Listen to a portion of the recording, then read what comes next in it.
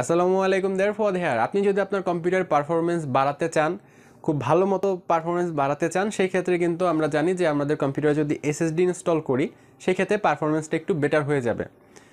তো আজকে ভিডিওতে আমি যে জিনিসটি দেখাতে চাচ্ছি আপনাদেরকে সেটা হচ্ছে আমাদের ল্যাপটপের মধ্যে কিভাবে আমরা এসএসডি ইনস্টল করতে পারি।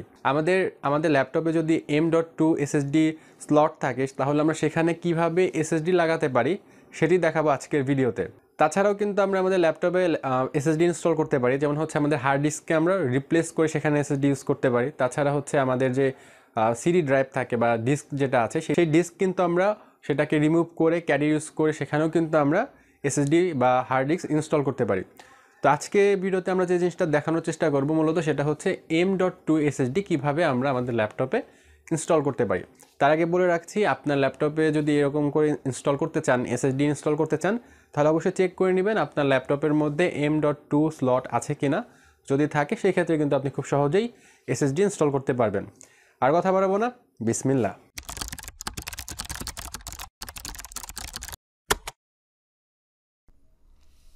প্রথমে আমি ব্যাক পার্টটা ওপেন করে নিচ্ছি, স্ক্রুগুলো খুলে নিয়েছি।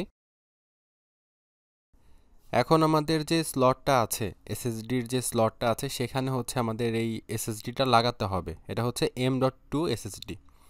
তো আমরা ওই জায়গাটাতে লাগাবো, কিন্তু তার আগে আমাদের একটু কাজ আছে। সেটা হচ্ছে ওই জায়গাটাতে একটা স্ক্রু আছে, সেই স্ক্রুটা আমাদের একটু খুলে নিতে হবে। কারণ হচ্ছে আমাদের এসএসডি লাগানোর পরে স্ক্রু দিয়ে নিচের দিকে মানে শেষের দিকে একটি স্ক্রু দিয়ে লাগাতে হয়, এর জন্য ওইখানেই স্ক্রুটা লাগানো আছে। তো এর জন্য আমরা ওই স্ক্রুটা প্রথমে মাদারবোর্ড থেকে খুলে নিচ্ছি।